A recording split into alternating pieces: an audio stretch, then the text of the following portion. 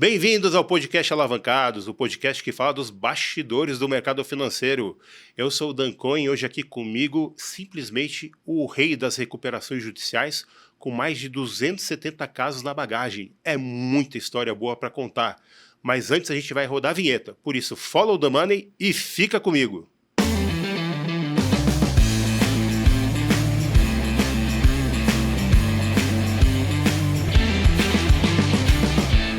E hoje a gente vai conversar com o fundador da Quishi, que é uma boutique líder em reestruturação e recuperação judicial. São mais de 22 bilhões em dívidas reestruturadas, renegociadas, e mais de 270 processos e mais de 10 anos nesse mercado. Então comigo hoje aqui, gente, Douglas Dweck. Obrigado, Dan, pelo convite. Obrigado você, Douglas. E aqui, contar uma historinha só rapidinho, né? Eu me lembro que... São quantos anos, afinal, cara? Que você A gente fez 16 anos em junho. 16 anos, 16 anos de fundação. Grosseiramente. Mas eu me lembro que lá no começo, não sei se era no começo, mas eu te visitei no escritório da Faria Lima, tinha inclusive um outro Douglas, e vocês faziam M&A. Sim. Cara, como foi essa transição do M&A? Porque assim, no final das contas, você enxergou uma coisa que outras pessoas não enxergaram, né? Que você ia ter um mercado aí de recuperação judicial gigantesco. Como foi essa transição? Então, na verdade, não tem transição, né? A gente abre um IB, então a gente faz M&A, a gente faz operação estruturada de crédito e a gente faz restructuring. A reestruturação, ela teve esse desdobramento, porque a gente está há 16 anos no mercado, a lei da recuperação judicial tem 19. Então, quando o cliente vinha com problemas financeiros, a gente podia olhar se a gente usar ou não aquela lei da recuperação judicial e a gente foi crescendo. O que acontece de verdade? Quando a gente abre esse banco de investimento, a nossa ideia é entregar para o cara um nível de sofisticação financeira que ele teria num banco grande, mas para um cara de middle. Então, para não concorrer com o bancão que tem a placa dele, que realmente ia no começo muito mais ainda, ia ficar desproporcional. Então, o que acontece? Muitos caras que eram médios nessa época, o cara vinha e falava, eu quero um M&A, legal. Quanto você fatura? 200. Quanto você deve? 180. E eram casos para reestruturação. O cara buscava um investidor para tapar o buraco que ele tinha. Ele buscava um novo financiamento para tapar o buraco que ele tinha. E eu falei, olha, vamos servindo. Então, a Quishi nasce com as 3 casas iguais, as 3 caixinhas iguais, do mesmo tamanho. Só que aí a demanda começa a vir muito para reestruturação. Mas o M&A permanece até hoje. O ano passado a gente finalizou 23 recuperações judiciais, das quais 4 a gente termina com M&A. Então hoje o time de M&A serve o time de reestruturação como uma cereja do bolo. Então a gente vai lá, renegocia as dívidas, organiza a empresa, corta custo, tudo que precisar, 1, 2 anos de trabalho, e no final o dono pode falar, puxa, será que dá para vender uma parte? Será que eu vendo inteiro, não aguento mais, não tenho herdeiro? E aí então a gente melhora aquele ativo dele e uma casa serve a outra. Então a gente continua fazendo M&A da mesma forma, e aí só não faz só o M&A, a gente acaba tendo a reestruturação e são coisas complementares. Então a gente diz que a gente ajuda o empresário nos momentos de maior necessidade de sofisticação. Então um caso que não é todo dia, vender empresa pode ser uma vez na vida. Fazer uma recuperação judicial, uma reestruturação, pode ser uma vez na vida. Então, em momentos mais complexos, a gente está lá para ajudar o empresário do middle market que a gente atende hoje. Um cara que fatura 60, 80, até um 500, 600 é onde a gente navega bem. Entendi. Então, no começo não foi alguma coisa proposital, né? Foi uma consequência. Mas chegou alguma hora, cara, que hoje você é muito conhecido pela parte de restructuring, recuperação judicial. E eu vejo que você faz muito, aparece muito, né? Falando desses casos. Teve alguma hora que você começou a falar assim, cara, eu vou entrar de cabeça aqui e esse é um mercado que tem muito potencial? Na verdade, as coisas comerciais vinham acontecendo. Então o cara vinha e falava assim, legal, você tem o M&A, mas você consegue me ajudar no durante? E uma coisa acabou vindo a outra. Até hoje, de 16 anos, o meu ex-cliente ainda é um dos meus melhores vendedores. Então eu tenho um cliente que veio pela internet, um que viu a gente no Valor Econômico, outro na Exame, e um monte de indicações de gente que me liga, olha, o Dan, que foi seu cliente, me indicou, falou isso, eu acho que eu tô num caso parecido. Você pode me atender?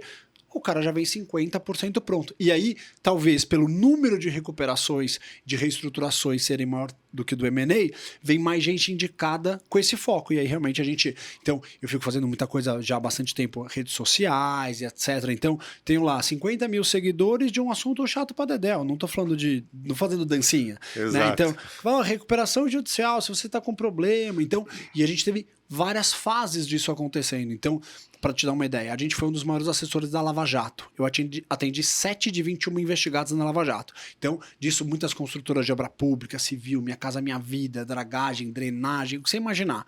Aí, muitas indústrias, muitas coisas.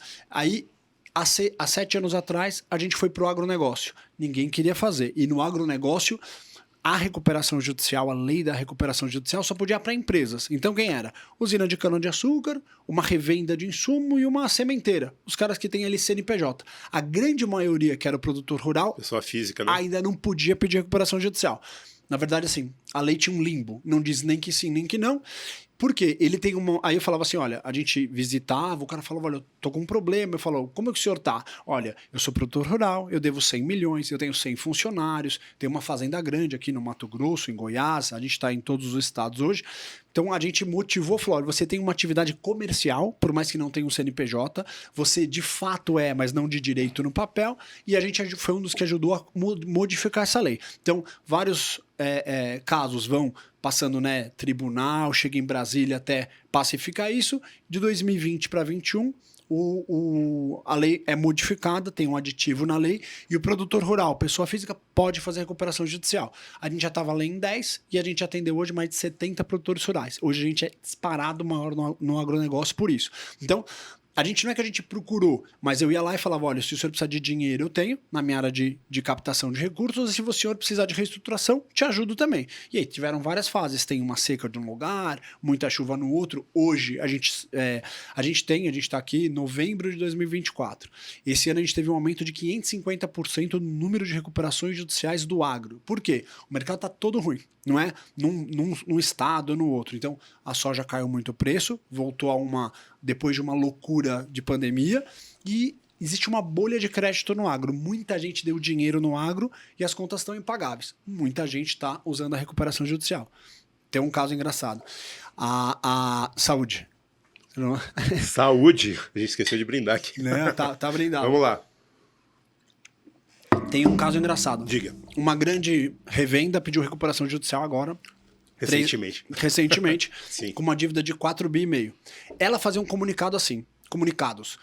Produtor rural em dificuldade, não peça recuperação judicial, que vai sujar o seu nome. Ela mesma fazia Ela isso? fala, dizia essa propaganda, para não fazer. Tá. E aí, o que o produtor faz se ele não pedir recuperação judicial? Ele vai quebrar? Ele vai perder a fazenda? Então, existe uma lei para quando a coisa está muito ruim, eu sentar com meus credores, eu costumo dizer que faço o pacotão da renegociação. Sim. Então, porque às vezes eu tenho 30, 40, eu tenho clientes que têm 20 mil credores. Então, como é que eu negocio com 20 mil pessoas diferentes? Então, coloco todo mundo no processo e vou fazer uma proposta igual para todo mundo. E aí, agora que ela precisou, essa revenda pediu recuperação judicial, porque ela também não vai quebrar. Então, é muito fácil falar do outro, não faz isso, não bebe cerveja que faz mal para a saúde. Aí eu fumo e é difícil. Então, é assim, quando Exato. ele precisa da reestruturação, existe uma lei, que é a recuperação judicial, que é basicamente eu sento, posso usar uma vez, não dá para usar 10 vezes uma atrás da outra, sento com meus credores e tento alongar. E o que é o legal?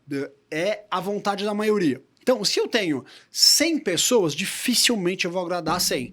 Nesse caso, eu preciso agradar 51. Então, eu falo, você aceita, não aceita, aceita, não aceita. Eu vou buscar ali o bem comum. Então, o cara aceitou 10 anos para pagar, desse jeito, daquele jeito. Coloco todo mundo ali. Um ou outro mais encrenqueiro vai ser arrastado e vai ser obrigado pela lei a entrar no plano do pacote total. Então, isso tem ajudado muitas empresas a se perpetuar. Então, a gente fez várias que viraram casos de M&A, que o cara cresceu depois e que até eram casos de antes da pandemia e na pandemia, que teve aquelas demandas grandes, umas empresas cresceram muito pós-pandemia em recuperação e o cara se reestruturou, pagou as contas, tá bonitinho. Então, basicamente, eu consigo um fôlego, né? Eu vou ganhar ali o tempo para fazer. E aí, ele também vira um ambiente para...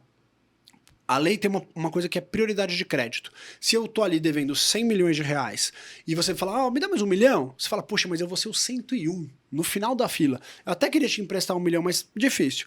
Pede recuperação judicial, você é o número 1 pós. Então eu separo aqueles 100 milhões, que a dívida está congelada e vai ser renegociada.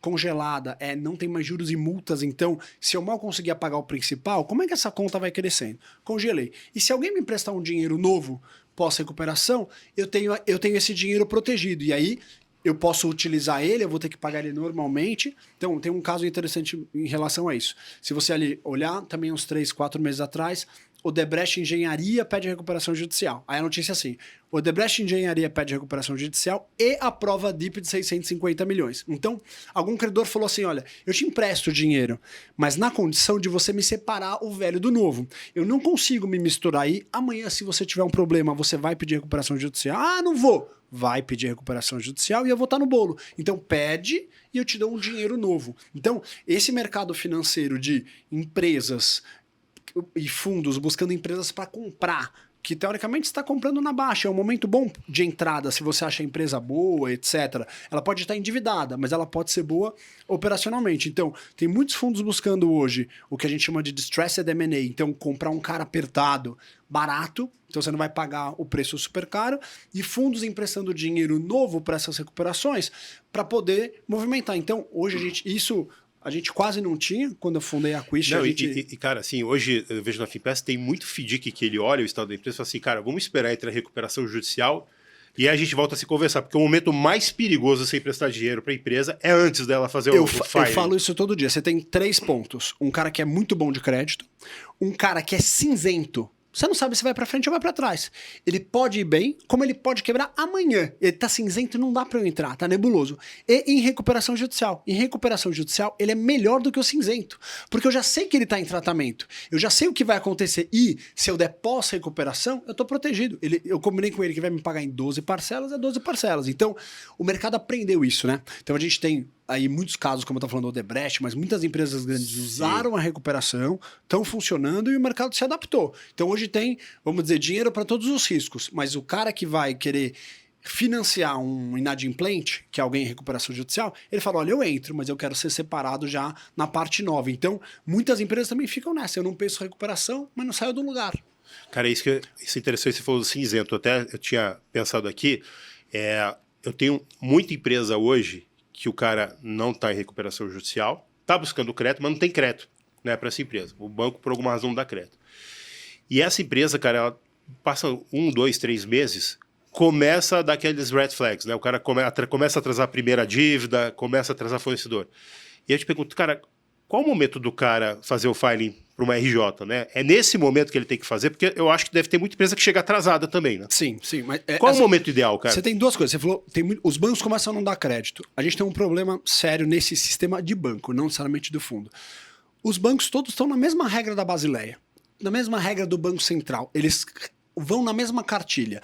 Normalmente ele não vai emprestar se o cara tem um Serazinho e todo mundo vai seguir a mesma cartilha. Então, basicamente, um emprestou, ninguém mais empresta. E os bancos também têm um outro problema, segundo, que é de concentração. Ninguém quer tomar a dívida toda do cara. Porque tem um produto que a gente usa muito hoje que é o cara está em dificuldade, sem recuperação judicial. Se ele tem uma boa garantia, por exemplo, um imóvel, uma fazenda, a gente paga todas as dívidas dele, faz um pacote de uma dívida só e alonga a dívida dele. Aqui, sabe se ele vai ter capacidade porque existe juros. E na recuperação eu vou poder brigar para não ter esses juros. Então, mas hoje esse mercado financeiro todo, os bancos, só querem os mesmos clientes. E quando você tem ali uma coisinha ruim, não serve para ninguém. Não é que tem um banco que vai, um banco que não vai, fica bem difícil. Já tem uma correlação muito grande, né, entre a área de crédito dos bancos, assim, é um negócio impressionante. Parece que você está falando com o funcionário do mesmo chefe. Você falou com um, você falou com todos. O cara não aprovou, você já não perde seu tempo. É exatamente isso. Então, qual que era a tua pergunta depois? Você falou... Não, cara, qual o momento que a empresa tem que fazer? O momento da empresa fazer. Procurar, por exemplo. Vamos fazer um paralelo. Um aluno na escola. Para quem que de fato é um aluno para uma recuperação? O aluno que está ali nota 5, 6, no final do ano, ainda não foi nota 7, a média 7 ou média que for, ele tem que fazer um esforço final para se recuperar. Então, quem tá nota 0, dificilmente o cara vai se recuperar. Então, a empresa precisa ver quais são as minhas chances, como eu tô bem, não tô bem, e a gente, no escritório, a gente separa 2 crises de dívida, então é uma crise externa e uma interna operacional. Muitas vezes você está endividado, mas a sua operação está bem. Uma coisa no final começa a contaminar a outra. Eu começo a ficar sem fornecimento, começa a ficar assim, eu tenho que produzir e eu tô sem fornecimento, fico 3, 4, 5 dias gastando sem ter produto, isso começa a afetar a minha operação. Então, se eu Primeiro, posso sentar com meus credores, propor um alongamento ou uma carência. Ah, Douglas, mas eu já fiz isso uma vez, 2 vezes, não funcionou. Então, muitas vezes a gente vai olhar a recuperação judicial. E, mesmo que eu consiga alongar com meus credores de forma normal, e ele vai fazer uma coisa que de fato talvez é bom para ele, do jeito que ele deixa o credor. Nem sempre eu vou conseguir o prazo ideal e nem sempre eu vou falar para ele, olha, eu tô tão apertado, você pode me alongar sem juros? Porque senão, de fato, eu não vou pagar. A coisa tá ruim, tem gente trazendo um produto concorrente meu da China mais barato, o que quer que seja. O banco vai falar, puxa, desculpa, mas não existe sem juros, Dan, não consigo. Então, você faz um alongamento que na hora você já sabe que não vai pagar. Então, a recuperação é nesse caso, fala, a conta tá impagável. Ou, como que eu vou convencer 30, 40 credores a me dar 1 ano de carência? Para respirar. Não existe. Não existe. Então, aí recuperação judicial. Então, normalmente a gente faz um diagnóstico para o cliente dessas 3 opções. Eu sento e alongo com meus próprios credores. Segunda opção, eu tenho boas garantias e eu vou trocar os credores num pacote, mas existe juros. E não tem mágica, Dan. A turma fala, comprou um carro, paga 2, né? É a mesma coisa. Então, eu tô lá hoje devendo 100 milhões, dei meu imóvel em garantia. Eu vou ter que pagar ali em 4, 5 anos. Em média, no Brasil, 4 anos e meio a dívida dobra. Uma conta de padaria para uma empresa média. Então, de 4 a 5 anos, eu peguei 100 milhões, eu vou pagar 200. Eu consigo pagar 200? Puxa, consigo. Não quero pedir RJ, não precisa, beleza. Ou eu não consigo pagar, eu vou ter essa opção C, que é a recuperação, e que às vezes a A e a B não são mais execuíveis. Eu não consigo fazer. O banco, eu já dei uma alongada, dei 2, o banco fala, desculpa, você tem um imóvel? Não, não tenho. Você tem como agregar garantia do jeito que tá? Eu não vou mais. Não tenho. Então, às vezes a recuperação judicial como opção é a única opção que realmente sobrou. E aí não tem moleza, não é facilidade. A gente brinca que o cara vai ter que trabalhar em 2 anos mais do que os últimos 20. Por quê? É a segunda chance, mas não dá para usar a terceira, quarta, quinta chance. Então, a gente realmente pega no pé lá para tentar sair do casa de ferreiro espeto de pau e realmente trabalhar. Então, comitê de crise, comitê de caixa, trocar produto, organizar. Então, a recuperação, ela deixa você fazer essas coisas. Vou te dar um exemplo. A gente está fazendo agora uma rede de lojas, que eu não vou dar o produto, mas uma rede de lojas, tem 47 lojas. Eu preciso hoje fechar umas lojas que eu não tenho dinheiro para pagar a rescisão da multa e que eu não tenho dinheiro para pagar a rescisão dos funcionários. Ah, mas você vai deixar eu funcionar? O cara não tem dinheiro, tá seco, duro. Se quebrar, não paga ninguém, nem o funcionário, nem nada. Das 47 lojas, hoje eu vou fechar 15. Eu vou devolver as lojas pro dono e falar, olha, tem uma multa, tem, quanto que é? X. Eu vou formalizar isso com todo mundo, vou mandar todo mundo embora e vou pedir recuperação judicial. Vou pagar todo mundo que está devendo dentro da recuperação judicial, mas eu posso desmobilizar esse ativo e esse problema e essas coisas sem ter despesa de caixa. Se eu fecho essas lojas, mando as pessoas embora e não consigo pagar, no dia seguinte eu vou ser executado. Então a recuperação judicial já deixa eu fazer assim, eu montar a empresa que eu quero ser e que eu preciso ser no dia seguinte. Então eu faço todo o planejamento, organiza, pede recuperação judicial, aí no dia seguinte eu tenho que andar em linha. Não dá mais para ter funcionários que não pagam, não dá para ter lojas deficitárias, eu não tenho de onde tirar prejuízo. O cara já deve imposto, banco, fornecedor, já tá com o nome sujo, vai pedir recuperação judicial. Então eu tenho que ficar pelo menos pequeno e enxuto, que essas 30 lojas vão ter chance de voltar a crescer devagarzinho e organizar, do que carregar 15 lojas que não prestam. Então, como que eu faço isso sem dinheiro e sem recuperação? A gente não inventou nada. A lei se adapta para o caso do cara. A lei vai encaixar para ele. Então, não é que você fala, será que é meu caso ou não? Você vê 3, 4 coisas e encaixou. Você fala, puxa, realmente era para o nosso caso. Então, a gente faz esse diagnóstico e muitas vezes o cliente faz o diagnóstico junto. Ele entende e fala, mas então é só recuperação judicial. Pois é, mas por isso que eu gosto de fazer você entender os fundamentos para você ver por que é bom para você. E existe muito estigma, né, cara? Porque assim, você vê muita empresa, eu vejo muita empresa que o cara lá começa a dever para banco e começa, né, entra naquele ciclo, né, aquela espiral negativa, e o cara vai aumentando o endividamento com o banco, né, o que ele deve para banco, que ele já está inadimplente, só que ele não entra na recuperação judicial. É como se, tipo, recuperação judicial fosse o estigma, né, um selo de má qualidade. E é errado, cara. Isso é uma ferramenta que a empresa deveria utilizar exatamente para o cara não quebrar, né? E antigamente o que o cara fazia? Abrir outra empresa no nome do tio, do vizinho, do periquito. Não, isso até hoje, cara. Então, mas isso não resolve. É uma solução amadora não, de reestruturação. É solução boba, porque o banco vê que, tipo, CNPJ, mesmo que NAI, né? Família, fala, pô, não, o cara tá Mesmo que querendo me não é enrolar. família no mesmo endereço. Mas aí e tem um monte de coisa. Tem um que é limpa Serasa, tem de tudo que você imaginar. Liminar. Tudo Isso, caseiro, mas isso. assim, e amador. O que funciona? Eu tenho uma lei que é a recuperação judicial, prevista para quem tá com dificuldade naquele momento, e aí eu também vou ter que seguir as regras. Eu preciso apresentar uma proposta para todo mundo, eu preciso organizar os credores, mas aí eu realmente me reestruturo. Então, tem o estigma, mas tinha muito mais antes. O estigma era muito pior. Ah, pediu recuperação judicial. Hoje você já viu casos que... E sabe por que tem o estigma, não? A gente, há 19 anos atrás, tinha a lei da concordata. Sim. Concordata, o que tinha? Você tinha 2 anos para pagar suas dívidas. Quem pedia concordata, concordatário, quebrava. Você acha que o cara que está atrasado vai pagar dívida em 2 anos? Não vai. Não vai. Você tinha que pagar 60% no primeiro ano, 40% no segundo. Todo mundo dava tempo do cara fugir para o Paraguai. Não tinha o que fazer.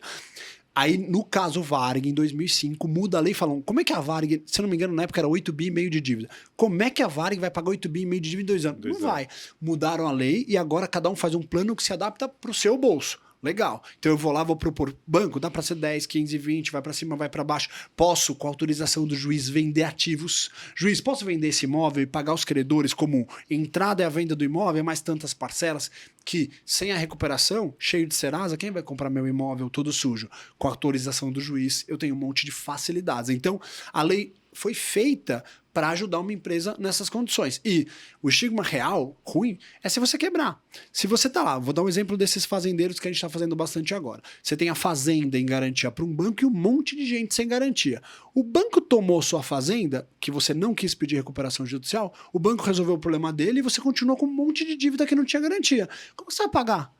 E aí sim, falir, quebrar, aí sim você vai ter, ninguém vai te emprestar um trator. Como é que você vai fazer para plantar e para pagar a dívida? Então, na recuperação a gente vai congelar essa dívida, eu vou ter ali 1 ano e meio em média para reestruturar a empresa e também numa, aspas, carência judicial, e vou fazer uma proposta para todo mundo para eu pagar de uma forma que dê. E se eu tenho a fazenda em garantia, não vai pegar minha fazenda, não vai pegar meu trator. Por quê? Porque eu preciso deles como bem essencial para pagar tanto o credor da garantia quanto os outros. O juiz fala, tá bom, então você pode usar. Você tem os requisitos que você precisa aqui, são simples, ter 2 anos de atividade, você não ter um crime falimentar para usar a lei, você não ser um criminoso, mas é simples, montou as dívidas, o balanço, etc., pau na máquina. E aí eu vou me reestruturar. E aí não tenha fugir do Serasa, vai ficar lá que tem recuperação judicial, mas a lei já está privilegiando, já está organizando e eu vou pagar todo mundo ao mesmo tempo. Senão o banco toma a fazenda de um lado, eu não pago ninguém. E aí o estigma vai ser muito pior. Puta, caloteiro. E o cara nem quer. Vira uma bola de neve que ele não controla mais, né? É isso aí, é isso aí. E aqui eu te perguntar também, cara, depois de 270 processos, né? O que você acha que é o maior erro do empresário brasileiro que chega numa condição dessa? É excesso de alavancagem? Ou realmente o cara perdeu a condução da própria empresa? Tem vários motivos, assim, mas motivos genéricos, o empresário... Eu vou te dar um exemplo baseado no que a gente falou no começo aqui. A gente abre a Quiche, então, para fazer M&A, crédito e reestruturação, numa reestruturação como advisor. Eu falo assim, Dan, faz A, B, C e D, se não der certo você me liga, e o empresário não conseguia tocar sozinho. Então, se eu faço isso nos Estados Unidos, eu fiz MBA numa universidade e você na outra, talvez você vai entender o que eu tô falando. Primeiro ponto, igual, então... Né? O empresário brasileiro é muito mal preparado. Eu era o melhor vendedor da uma empresa de tintas. Você saiu, abriu sua empresa de tinta, não significa que você vai ser um bom empresário do ramo de tinta. E é uma bucha. Então você chega lá, o cara tem. Aí, outra coisa, mudar o mindset do cara. Então, ele talvez teve uma época muito boa, ganhou casa, carro, barco, helicóptero, tudo da empresa deu e eu falo assim, seu Zé, a empresa não tá dando dinheiro, não dá mais pra você tirar tantos mil por mês. Não, eu preciso, é muita coisa para tomar conta e casa. Então, você mudar e falar assim, olha, a sua fórmula de sucesso não é mais sucesso. Então, agora eu preciso que o senhor tenha um salário aqui de X mil de presidente, mas não dá para você pagar todas as suas contas daqui. Mudar a cabeça do dono é muito ruim. E muitos deles são centralizadores. Então, você liga lá, aí o cara já tá numa idade, de sexta ele não trabalha mais. E nada é aprovado se ele não tá lá. E aí você tem um problema de centralização, de dono ruim. Então, o dono é um dos maiores problemas que as empresas têm. Então, quando você formaliza a empresa, profissionaliza a empresa e descentraliza isso, você tem um conselho com mais gente, etc., ajuda muito. Então, a gente empresta isso. A gente vai lá, a Quish vai lá, pluga um comitê de crise, que é um conselho com várias pessoas, e monta algumas regras para aprovação de coisas para a empresa fluir. E outra, infelizmente, nem sempre o teu time que te ajudou a crescer é o time que vai fazer a próxima rodada com você. Então tem muita gente, puxa, mas o Douglas era tão bom, bonzinho, de confiança. Sim, mas ele servia para uma empresa de 10 a 50, mas não serve para o de 50 a 200. E a gente muitas vezes tem que mexer no time. Não é porque é de confiança ou não, mas ele não tem como fazer aquilo. Eu preciso de uma pessoa que já trabalhou numa de 200 para me ajudar, às vezes, a chegar lá. Então, o time que tá, o cara tá aqui há 30 anos. Legal, mas às vezes não serve. Então, a gente... na reestruturação é mais de grão em grão, a galinha enche o papo. A gente vai pegando cada ponto em cada empresa e, isso aqui faz sentido nisso, e aí vai mudando. Mas possivelmente o dono é um dos maiores problemas das empresas. Então, assim, pelo que você falou, assim, o dono, que é o cara que começou a empresa, ele talvez estivesse preparado para a empresa até um determinado tamanho, passou daquele tamanho, já deveria profissionalizar. Exatamente. Né?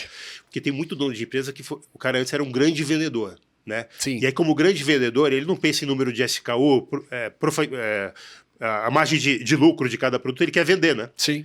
E aí, quando você fica grande, entra numa dessas, aí basicamente a receita para dar ruim, né? E além disso, o mercado muda. Então, assim, dava certo. O que eu fazia? Quantas pessoas vinham assim? O cara vem do interior, vem para São Paulo, no Brás, compra roupas ou o que você quiser, volta para a cidade dele e vende. As pessoas não sabiam onde era o teu fornecedor. Hoje em dia você bota na internet, você acha o fornecedor e já vê que é mais barato em 1 minuto. O mercado mudou. O marketplace é mais barato do que você está pagando. Você fala, não é possível. Então, tem uma vez teve um caso engraçado. Tava num cliente, aí a secretária falou assim pro dono, falou, a gente tinha saído para almoçar, não lembro, e falou assim, tem uma pessoa te esperando aqui. E o cara falou, quem é? Ela falou, ele não fala português direito, eu acho que ele é chinês, eu não sei, ele tá aqui. Ele tá com uma caixa, falou, manda ele entrar. Ele entrou e falou assim, o cara abriu e falou assim, você conhece esse máquina? Aí ele falou assim, conheço, é minha máquina. O cara falou, não, é minha máquina. Eu fiz para você. Eu consigo te entregar 70% do seu preço de custo. Com a marca do cara, igual. O cara fez uma réplica da máquina do cara e veio oferecer para ele. Se ele queria comprar, quanto é teu custo? Eu faço 70% do custo dele. Aí o chinês saiu e ele falou assim, eu não sei se eu beijo ou se eu mato esse cara. Eu falei, faz os dois.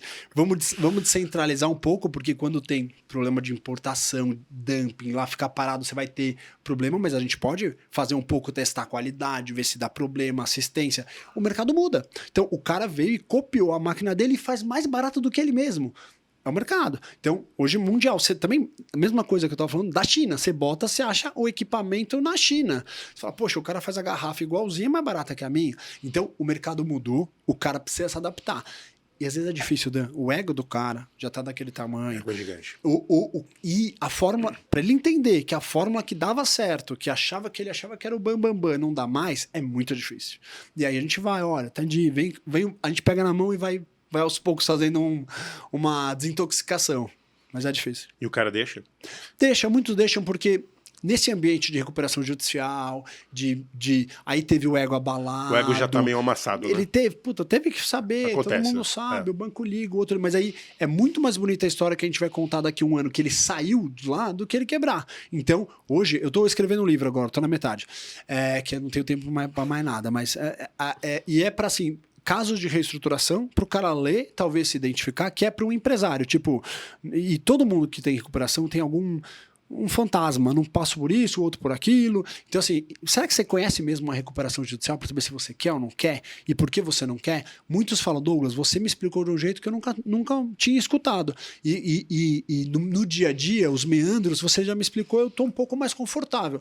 Muita gente vai ter medo de entrar numa coisa que não está vendo. Então, eu estou fazendo um livro ali que é de reestruturação e recuperação judicial para empresários novatos ali, inocente. Ótimo. É for newbies, for dummies, né? For dummies, é.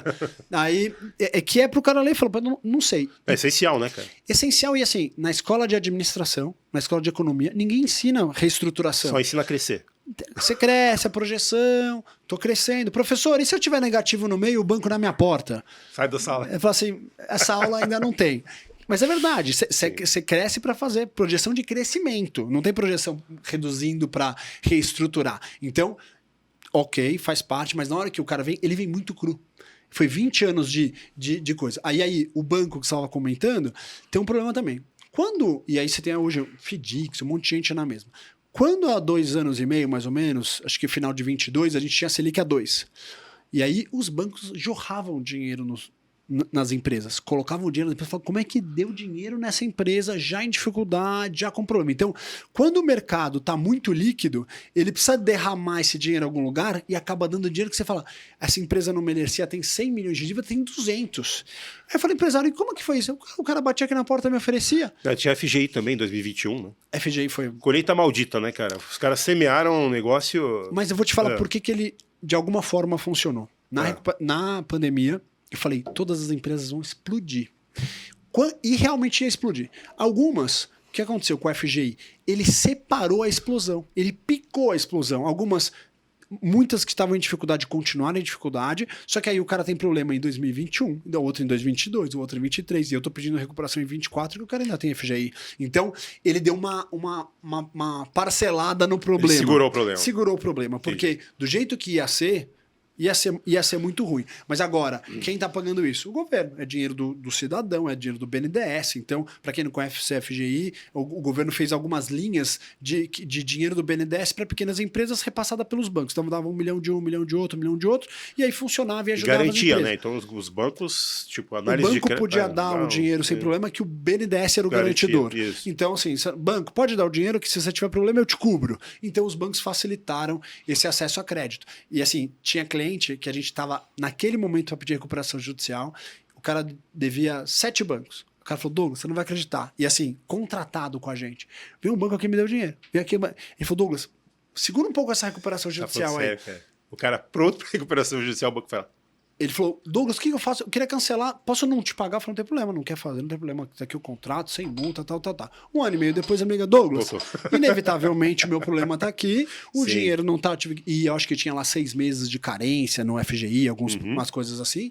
O banco não conseguiu pagar, agora precisa fazer recuperação judicial. Os 7 viraram 30 bancos, porque tinha um monte de banco que deu 2, que era essa linha do FGI que cada um poderia ter. Então, mas eu acho que ajudou, de alguma forma, picou o problema para ficar mais fácil de administrar. Sim, até porque também tem um monte de recuperação judicial naquele ano, não ia ajudar em nada, né, cara? Era isso que ia acontecer, né? Ia ser um desastre.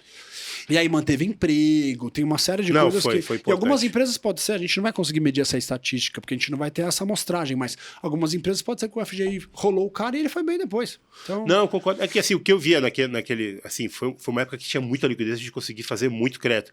Mas você via a empresa pegando assim, o que chegava. Então não parecia realmente que o empresário estava calculando quanto a dívida ele queria. Ele falou, pô, tem dinheiro aí líquido, né? Tem liquidez e o dinheiro está com preço bom, deixa eu pegar.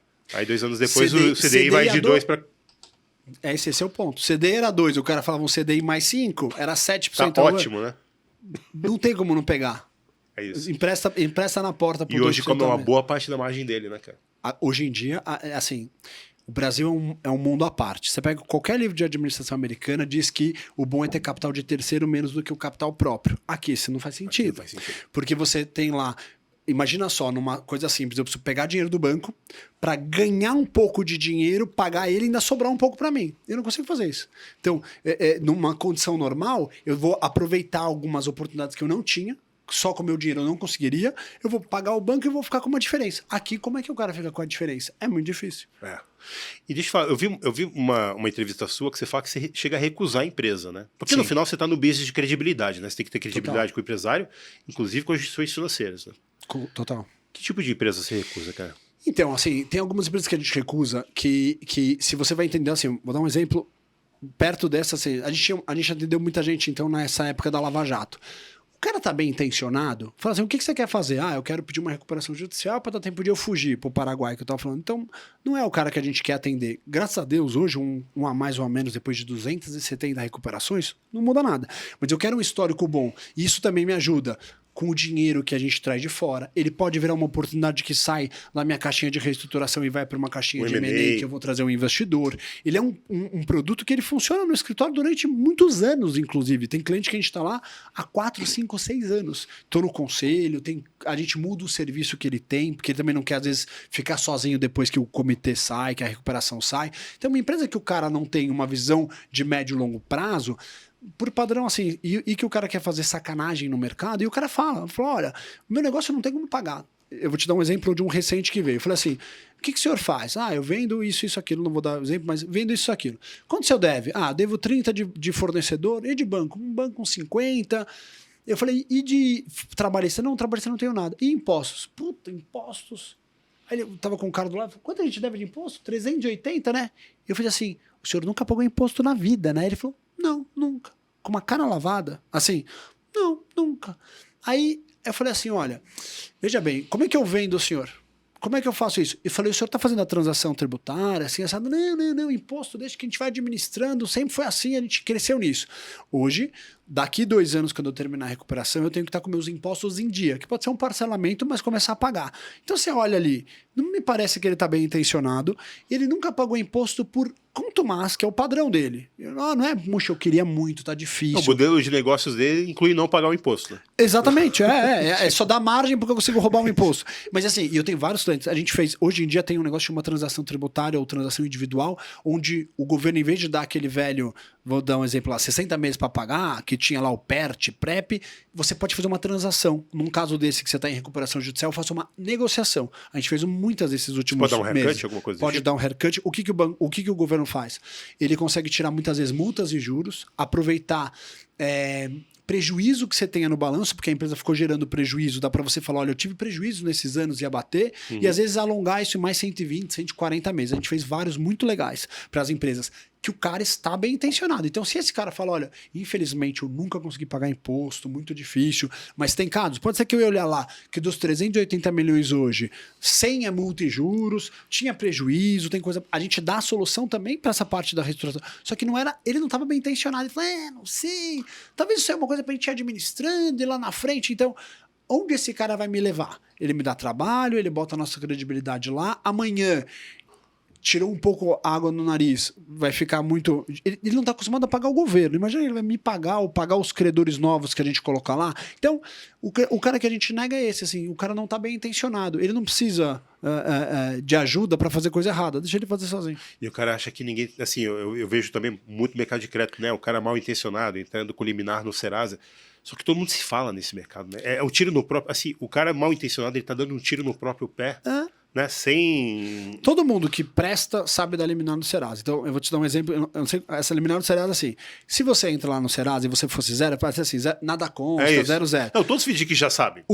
Aí o do cara aparece lá, tem assim, 3 pontinhos, tem um tracinho, alguma coisa que todo mundo sabe, só que o cara acha que ele é esperto, que ele tá dando golpe nas pessoas. Não, e o Fidi que nem analisa nesse caso. Ele já fala, tá negado. Então, mas aí...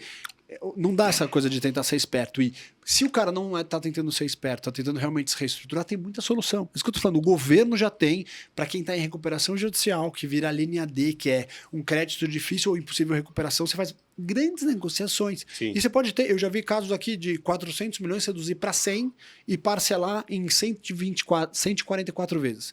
144 vezes, o cara paga lá um pouquinho para uma indústria e funciona, vai bem. Então, por bem intencionado, tem bons produtos. Tá. Agora eu vou falar um quadro nosso, que é o Animais Fantásticos Onde Habitam, né? A gente tem uma inovação aqui. E aí, Minha filha vai gostar desse do unicórnio, ela é fã. Presente. A gente gosta de cavalo, Presente. De cavalo eu já vi o teu filho compete. Tua filha que compete? Minha filha compete. Faz pismo, né? No EPA, né? No EPA, né? E, cara, aqui nesse caso, a gente quer falar de um personagem específico desse mundo de recuperação judicial, que é o administrador judicial, né? Eu já participei de recuperação judicial como bondholder. Eu era muito ativo e tive uma experiência bem ruim com o administrador judicial, né? Assim, um conflito de interesses gigantesco. E eu já vi muita crítica, tá, em relação ao administrador judicial. O que você vê em relação... Qual a tua opinião, cara? Primeiro, para o pessoal entender o que é administrador judicial. O juiz...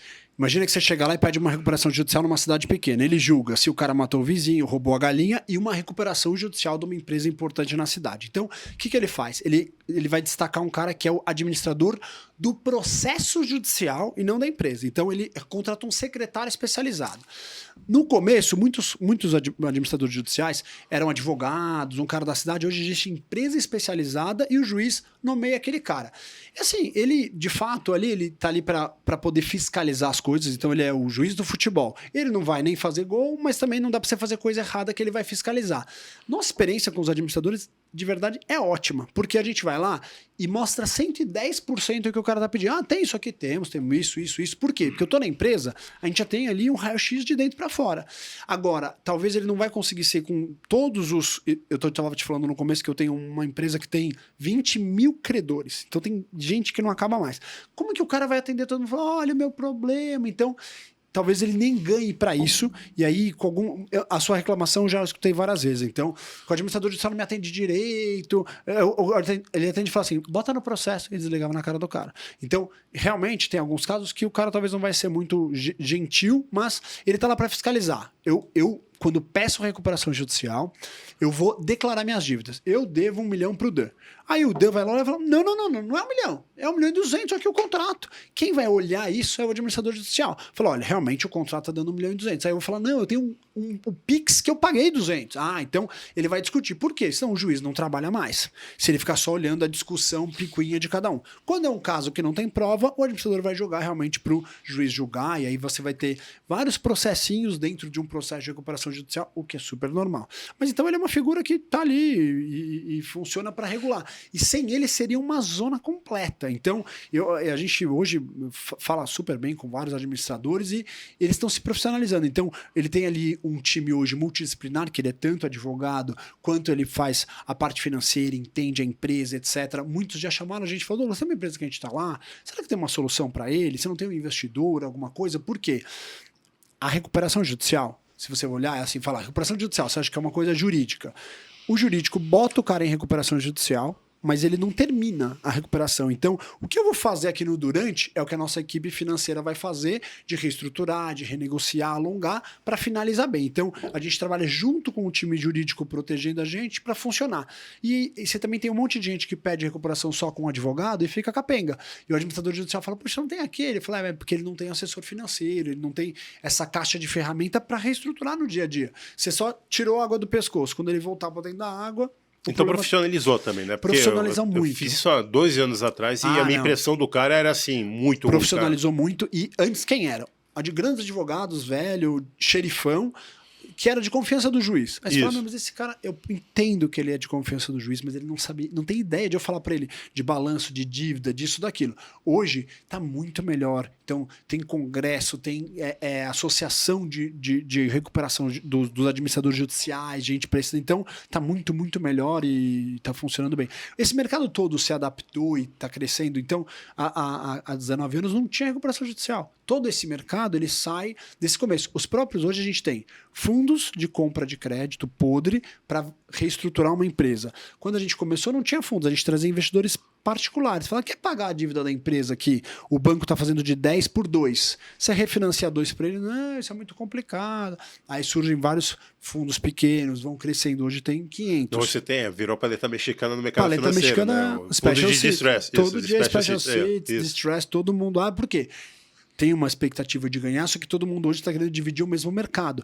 E ele está menos arbitrado, assim, você não vai ter uma discrepância grande de eu compro muito barato e tenho boas negociações. Então, e inclusive muita gente é muito próximo nosso por isso, a originação. Então assim, eu vou lá e explico para um cliente, eu origino um trabalho para o advogado, para o administrador judicial, para o fundo poder investir, eu que estou ali, o cliente está na minha mesa e fala assim, olha, não sei se eu compro uma bicicleta, se eu fujo, calma, vamos fazer uma recuperação judicial, eu também vou trazer um dinheiro com teu imóvel, então eu faço um crédito, aí eu gero emprego para o administrador judicial que está nomeado, mas não foi ele que vendeu o caso, o juiz botou ele, mas de uns 6 meses que eu estou fazendo um diagnóstico, por exemplo, num cliente. Então a gente vai moldando isso, e hoje esse mercado tá bem melhor, bem mais desenvolvido. Legal. Agora um quadro que o pessoal, os convidados não gostam muito, que são os Deals from Hell, né? Aquela experiência que você teve que palpita teu coração até hoje, que foi treta e que... Experiência ruim, que você teve. Puta, meu, tem várias. Experiência ruim tem várias. E tem coisas que você acha que você nem tá. Então, por exemplo, num caso da Lava Jato, você vai lá. Eu falo, olha, eu vou no CGU, vamos lá fazer acordo de leniência, não sei o quê. Beleza. A empresa tá lá, tava bem. E aí você chega e fala assim pra ele, olha, quanto você fatura? 1 bilhão. Quanto pra Petrobras? 900. Eu falo assim, mas e agora a partir de hoje, a gente vai pedir RJ, começou a Lava Jato faz 3 meses, 4 meses, a partir de agora a gente vai faturar 100. Como você ficou baseado nisso, sentado em cima dessa porcaria, tirando 90% do seu faturamento para Petrobras. Aí você fala assim, puxa, e agora? Então, assim, querendo ou não, eu tô defendendo um que talvez ele tava fazendo coisa errada e tentando ajudar, e aí tem um monte de gente que não tem nada a ver. Eu tinha lá 1.000 funcionários, banco, credor, que não tem nada a ver se o cara fez coisa errada ou não. Mas então, você defender um negócio que parece que é uma luta em glória, porque aí a gente tinha o quê? Uma empresa que faturava 1 bi, devia 1 bi, e vai faturar 100, 90% de queda. Como é que é essa empresa que fatura 100? Que se tiver uma margem normal de 10%, deixa 10 milhões no ano, vai pagar 1 bi de dívida. Por mais que eu reduzir, por mais que eu alongar, tudo que a gente fizer, parece um deal from hell. É um negócio Não é um deal from hell. É total. Só que não é ocasionado pelo mercado. Também tinha uma má intenção. Então tá lá que o cara estava nos jantares da Lava Jato, dividindo obra com o Zé Ruel e tal. Então você fala, poxa, por que a gente veio parar nisso? Então, às vezes, fui ajudar um advogado que me indicou, uma outra pessoa que era do financeiro que indicou. A gente tem sempre os motivos, mas esse é o deal from hell. Não, então o hell aparece o tempo todo, né? Você tem que selecionar, né? Porque aí, da mesma maneira, tem os deals from heaven, né? Fala pra gente, então, um caso de uma empresa que você pegou em recuperação judicial, se recuperou e hoje está abundância de novo, gerando abundância. Eu acho que são esses casos assim que o deal from hell, from heaven, você vai pegar um cara que assim, então, ele começa muito bem. O cara vem indicado, olha, o cara já me falaram de você, bom, me conta um pouquinho, fala, olha, pelo que ele falou, meu caso é a recuperação judicial. E talvez, no normal, eu vou passar várias etapas para convencer ele que a recuperação tá certa, por mais que ele tenha outras opções, eu sei que eu não consigo entregar para ele. Olha, tem Ferrari, mas o cara só consegue pagar o Fusca. E eu falo, eu tenho outros, mas para você é esse daqui que cabe para você. Aí ele fala, então, pelo que eu conversei com meu amigo que te indicou, o caso é a recuperação judicial mesmo. Eu tô tendo isso muito com produtores agora. O cara falou, eu sou vizinho do tal, eu tô igual ele. Eu devo igual o banco, o mesmo Sicoob, o mesmo Sicredi, o mesmo Banco do Brasil. Vem aqui, vamos conversar, vamos ver se é para você, pode ser que não seja. Então, o cara começa muito bem, então ele vem ágil, precisando, porque como eu falei, a gente não cria nada. É uma solução que encaixa. Aí o cara vem e já encaixa, olha, eu preciso disso, disso, disso. Pelo que você falou do meu amigo, eu tô igual, coloca. E aí... E que o cara deixa a gente trabalhar. Então, eu tenho um caso assim, em recuperação judicial, você tem que tentar fazer o mínimo de movimentação patrimonial. Se eu fosse na teoria, para o produtor rural que entrou na pessoa física, vender o meu carro, eu só pedir autorização do juiz para trocar de carro. Fala, minha caminhonete do dia a dia está podre, preciso trocar. Então, para vender alguma... Então, você não faz muitas movimentações patrimoniais, até porque você está devendo, não é para você ficar comprando carro. Então, tem cliente que eu falo, olha, na dúvida, me liga para qualquer coisa. Ligo. Então, Douglas, minha caminhonete quebrou, mas já tá tão velha. Eu posso, puxa, falo assim, patrão, faz 2, 3 anos isso, pode trocar. Tá? Então, caras que. E aí, tem muita gente que é o contrário do ego. O cara percebe que tá bem assessorado, ele liga para tudo. Douglas, eu tô assim, não tem problema eu dar uma pensão para minha filha que separou. Falou, não tem problema. Então, assim, quando ele é mais simples, ele pede ajuda e evita um monte de cagada. E aí, esse é o From Heaven, você vai falar, meu, que bom que o cara me liga. Por quê? Falou, eu vou dar um exemplo bom. A gente vai ter ali, vai pedir recuperação judicial, fala o que isso tem de patrimônio, para a gente poder proteger. Ó, tenho isso, isso, aquilo, tá aqui, tá assado. Tem que ter uma declaração patrimonial, que não precisa ser um imposto de renda, mas uma declaração, eu tenho isso, tenho aquilo, beleza. Me liga, domingo, Douglas, fala com você urgente, não sei o que. Eu olhei assim, tava andando a cavalo, sei lá. Falei assim, eu liguei e falei, o que aconteceu? Ele falou, o meu pai deixou uma vila em Portugal, de herança. E falei, e ele falou assim, e chegou uma carta lá de um banco falando que tá penhorando a vila. Eu falei, mas que vila? Que você falou que não tinha nada? Eu pedi para o senhor me dar o que o senhor tinha para proteger. Nossa, eu achei que em Portugal não precisava falar, tal. Então, ele não deu a informação, a gente não conseguiu proteger, teve que sentar com o banco. Cara, o banco conseguiu chegar em Portugal. Hoje em dia tem um monte de gente procurando ativos fora, muito fácil, comunicando muito fácil. Não, porque o empresário que quer fazer blindagem patrimonial, em geral, ele mandava para fora. Então, mas é que era uma casa lá em nome dele, que teve herança e que tá no nome dele. Ah, tá. Não é assim, tipo, tá numa offshore, uma coisa. Então, tá no nome dele. Mas o banco chegou e... Só que ele achou que não ia chegar lá, que não tem como rastrear. E aí, ele falou, e o banco não? Eu falei, o senhor me falou dessa casa? Não, então, é que eu tenho 50% da minha irmã. Aí você fica lá tomando pau. Então, o Deal from Heaven é, o cara me conta tudo que tem, o cara escuta o que a gente tá falando, ele tenta fazer o melhor possível, e aí você, se navega fácil, vai bem, escuta. E esse aí não vai dar recall, né? Que tem muito recall de RJ, esse aí não vai dar recall. Esse não vai dar recall. A gente graças a Deus... Em geral tem muito recall, né? Tô falando no então, mercado. mas graças a Deus a gente não faz muito recall. E quando vai ter recall, o que é o recall que a gente tá falando assim? Quando o cara pede recuperação judicial, aprova um plano, no meio ele talvez não está conseguindo cumprir, eu teria que fazer um outro plano e renegociar uma renegociação que já foi feita. E é um problema. Então, quando eu estou negociando com os credores, eu falo, essa conta é impagável. O cliente não vai pagar. Não, mas a gente exige. Tá bom, eu vou escrever um e-mail para você agora, para ficar gravado, que essa conta é impagável. E você vai falar, ok, eu aceito um plano impagável. Por quê? Se eu precisar de um recall daqui 1 ano e meio, 2, e eu às vezes estou lá, eu faço um contrato com o cliente de 4 anos e tá 1 ano e meio do problema, eu vou querer usar o meu e-mail. Não, e-mail eu não vou aceitar, eu não vou falar nada. Estou te falando que a conta é impagável. Então, muito do meu planejamento é para não dar recall. Porque imagina só, eu faço um recall, prometo uma coisa que o cara já não vai pagar. E aí, se eu chego e eu quero somar isso no meu time de M&A para vender a empresa, alguém fala, como é que você fez essa conta que o cara não vai conseguir pagar? Tava esperando uma fada mágica. Então, a gente realmente tenta evitar, então eu brigo muito para não ter o recall, que é fazer um plano que o cara possa cumprir, até com uma margem de segurança. Então, a gente tinha soja 180, a soja está 110, agora melhorando um pouquinho, mas as contas são impagáveis de gente que fez recuperação judicial, porque todas as minhas projeções com margem era de 180 para 140, 160, 150 e foi a 110. Ninguém conseguindo pagar nem a gasolina. Então, aí a gente tenta fazer essa margem para não ter a quantidade de recall, mas a gente pega muito recall do outro e fala, quem que fez essa porcaria aqui? Ah, eu fiz sozinho, eu que negociei, peguei um advogado que era meu primo, igual aquele, quem fez seu site? Foi meu primo, sabe aquela história? Puxa, mas é que recuperação, eu falei, e seu primo já fazia a recuperação judicial? Ele falou, não, foi a primeira. Eu falei, o seu foi a cobaia, então. O cara falou, então agora a gente vai ter que fazer tudo de novo, sem prazo, né? Porque você tem lá um prazo para fazer, o cara já gastou o prazo. É tentar pegar a torre de Pisa torta e ver se você dá um jeito nela. E a impressão que eu tenho é que o empresário fazer uma projeção negativa é depressivo para ele mesmo, que ele fala assim, puta, minha empresa vai mal nos próximos anos.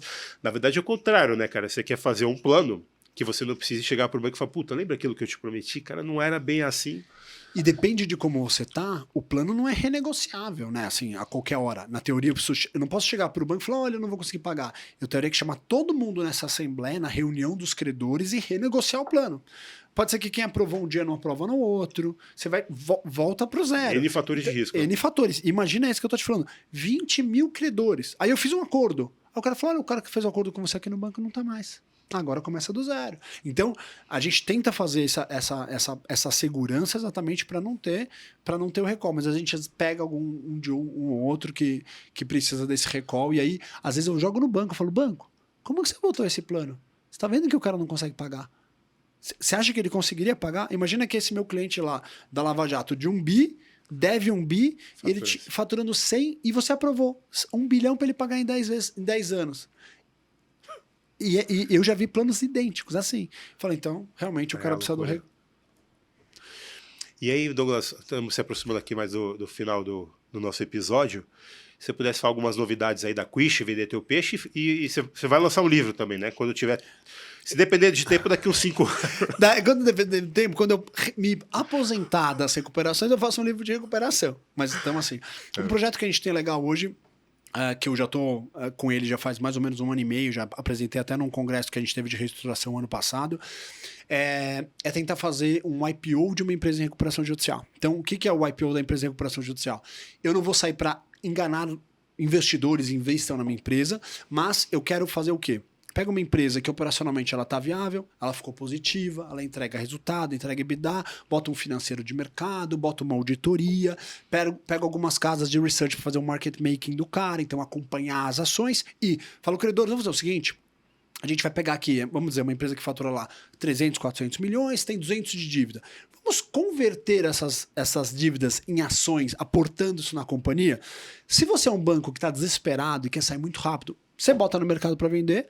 Se você não tem tanta pressa, você espera um pouco mais e, olha, uma empresa que ficou com dívida zero, EBITDA positivo, etc. E a gente sabe, uma empresa que normalmente, mercado fechado, é tradeada lá a 8, 10 vezes EBITDA, às vezes é tradeada a 25 vezes EBITDA, mesma empresa, só porque tem liquidez, tá com problema, você joga na bolsa. E aí, os bancos não podem virar sócio de uma empresa normal. Isso. Mas carregar uma cota de uma empresa de capital aberto, ele pode, né? Chuchuzinho. Então, aí, o cara que quer mais, acompanha, etc. O banco pode falar, eu quero que a minha casa aqui acompanhe ele, solte relatório. Meu, legal. Então a gente tem um projeto para fazer. Hoje, o IPO no Brasil, para empresa média, ele é caro. E essa empresa em recuperação não tem o dinheiro para fazer isso. Mas o que a gente está brigando é para que esse registro, essa facilidade de fazer, seja mais barato, porque eu não vou pegar investidor, não tem lá um book runner que tem que subscrever a ação se não vender, etc. É uma conversão. E aí os credores poderem, eu preciso vender logo, eu boto para vender agora, eu não preciso, eu posso esperar um pouco mais.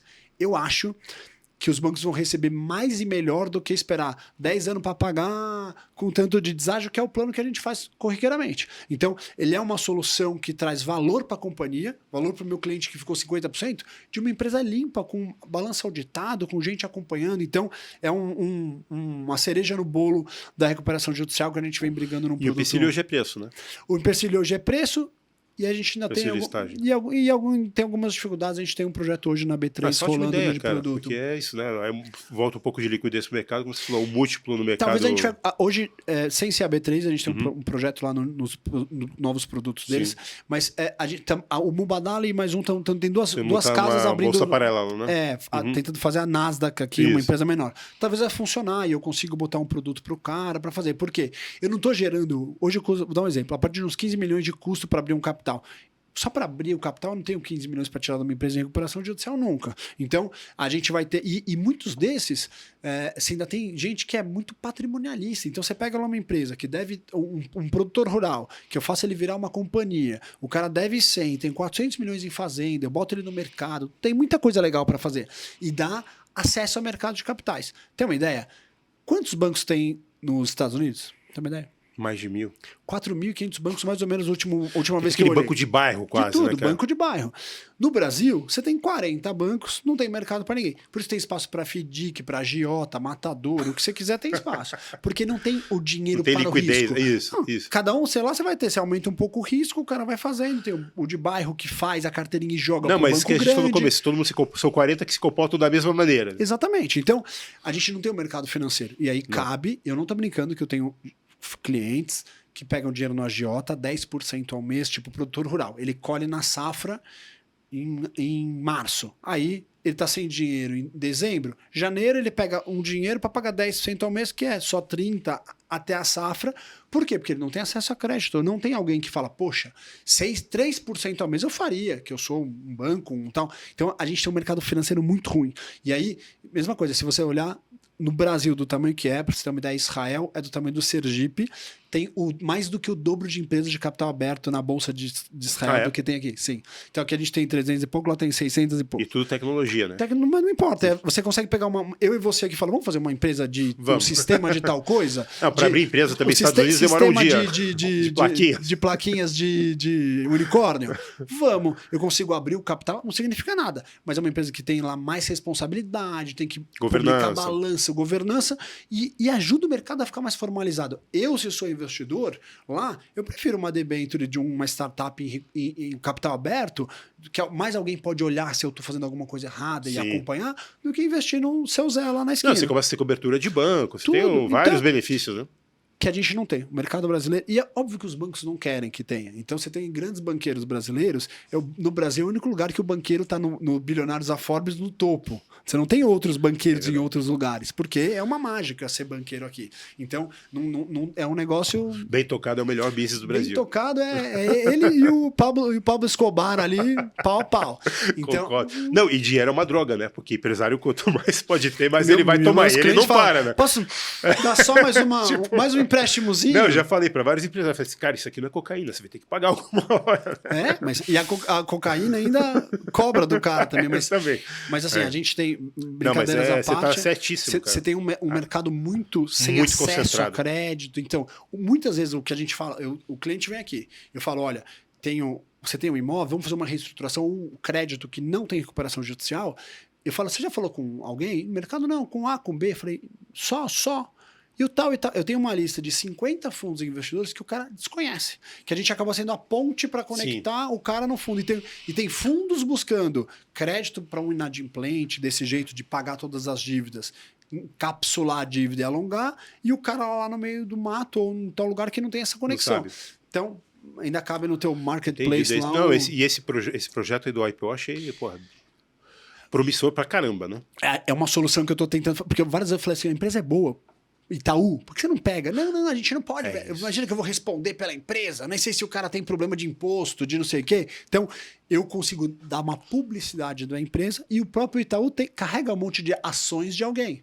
É cotas. Então, eu não tô. Eu tenho ação da Petrobras, mas não foi eu que fiz a Lava Jato. Então, eu consigo separar, distanciar ele, o que vai ser bom como solução para algumas recuperações, não para todos. Alguns o cara não vai querer vender a empresa. E querendo ou não, para o dono, talvez naquele momento seja um vender na baixa essa conversibilidade da dívida para coisa. Mas é uma solução que pode ser boa. Poxa, eu fiquei com 50% de uma empresa boa, organizada, os bancos são meus sócios, e o banco também vai agitar esse mercado, né? Tem muita empresa aqui velha, fechada, que não tem a ação, não tem liquidez, ninguém trada. Então, os próprios bancos mexendo lá e eles são os stakeholders, ele vai poder colocar lá e botar lá o equity para vender um dia, outro no outro. Então, é uma ideia para tentar gerar uma liquidez para esse mercado. Ótima ideia. Animal, Douglas, eu queria te agradecer a tua presença aqui. Agradeço. Eu acho que você contou muita história boa e, cara, se alguém ainda tem algum tipo de preconceito com recuperação judicial, não tem mais, né? Não, agora a gente tá indo num caminho Você já bom. deixou muito claro. Queria te agradecer aqui. Eu que agradeço. E, cara, quando for lançar o livro, convida a gente, né? Não, vamos, com certeza. Assim, se a minha filha não tiver casado ainda, ela tem 8 anos. Se eu estiver vivo ainda. Se eu estiver vivo antes do livro, mas então, e o livro ainda tem, a ideia é ter vários capítulos desse com estudos de caso. Que é exatamente para poder agregar ali e o cara olhar, puxa, não tem nada a ver. Nossa, isso aqui tinha muito a ver.